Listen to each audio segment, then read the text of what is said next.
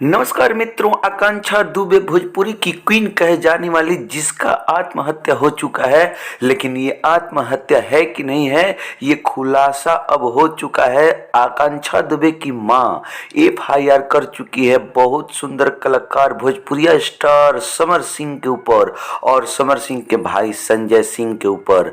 आकांक्षा दुबे की मां का कहना है कि यही लोग हमारी बेटी को हत्या कराए हैं और मेरी बेटी फांसी लगाकर नहीं मरी है, आत्महत्या नहीं की है। समर सिंह चाहता था कि मेरी बेटी आकांक्षा दुबे केवल उसके ही साथ काम करे और एक पैसा भी नहीं देता था। पैसा नहीं देने के बाद मेरी बेटी आकांक्षा दुबे काम करना बंद कर दी। उसके बाद टॉर्चर करने लगा और 21 तारीख को बोला कि मैं तुम्हारा मर्डर करवा दूंगा और 24 तारीख को रात में मर्डर हो गया। यानी कि आत्महत्या का नाम दे रहे हैं लोग, लेकिन आकांक्षा दुबे की मां बोल रही है कि नहीं, मेरी बेटी ऐसी नहीं कर सकती थी, नीचे से ऊपर उठकर और इतना घिनौना हरकत नहीं कर सकती थी।